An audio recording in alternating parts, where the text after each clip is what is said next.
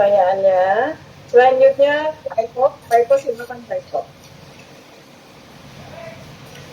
Assalamualaikum warahmatullahi wabarakatuh, Pak Ustadz. Waalaikumsalam warahmatullahi wabarakatuh. Ya, nama saya Eko Waluyono, nama batin Abdullah Mukmin.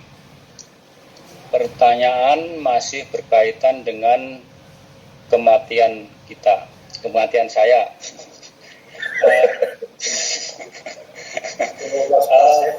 Yang saya pertanyakan,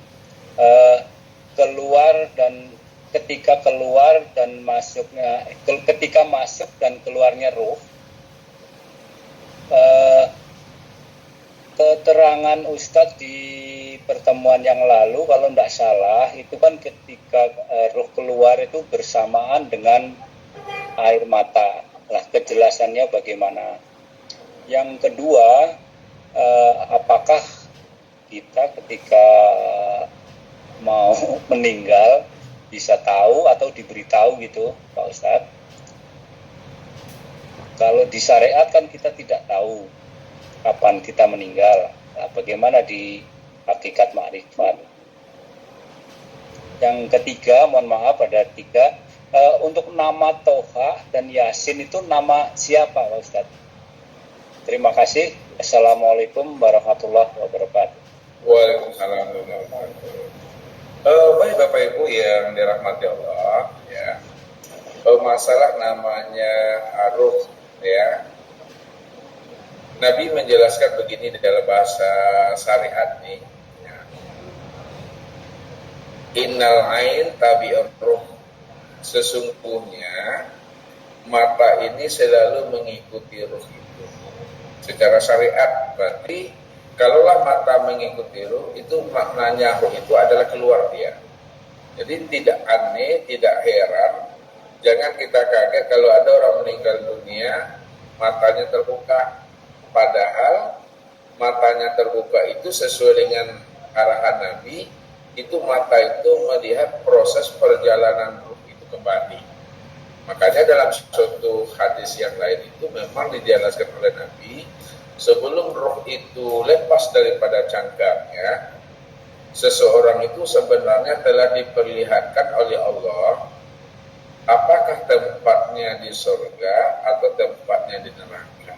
Nah, ketika dia telah tahu tempat kembalinya itu di surga atau di neraka, maka ketika itu pula lah roh itu baru melepaskan akar cangkangnya. Disitulah mata itu mengikuti proses perjalanan roh sehingga mata itu terbuka. Ya, makanya ada yang takbir, ada yang mengucap, ada pula yang menangis, macam-macam. Itulah rahasia perjalanan batin kita ini pulang dan kembalinya. Apakah dia mengenal atau dia tidak mengenal? Nah, itu yang pertama memahaminya secara syariatnya. Namun hakikatnya, kata Ustaz, walaupun syariatnya, zahirnya dia melepaskan cangkangnya, namun hakikatnya lepasnya itu bukan keluar diri, tapi lepasnya roh itu ke dalam diri. Nah, disinilah cara pengkajiannya, bahwa kata Nabi, ya, Allah menjadikan batang tubuh anak Adam ini sebagai sebuah mahligai. Nah, di dalam mahligai itu ada namanya sudur. Di dalam sudur itu ada namanya fuad. Di dalam fuad itu ada namanya kulub. Di dalam kulub itu ada namanya bahjatul kulub. Di dalam bahjatul kulub itu disebut namanya dengan lub. Di dalam lub itu ada namanya sir. Di dalam sir itu ada namanya nur. Di dalam nur itulah sebenarnya aku. Jadi makna hakikatnya ruh itu melepaskan akan cangkangnya, itu kan bahasa syariat. Sebenarnya dia pulang dan kembali kepada asalnya. Jadi pulang dan kembali kepada asalnya itu disyariatkan hakikat itu dia lebur dia ke dalam maknanya. Ya, contoh memahami begini. Ya, nyatanya tubuh kita itu kena roh. Nah, itu namanya. nyatanya ruh itu itulah karena sifat. Nyatanya sifat itu adalah karena zat. Nyatanya zat itu ya itu adalah karena aku yang berbuat dengan sendirinya. Jadi pemahamannya ke dalam sebenarnya, bukan keluar ya.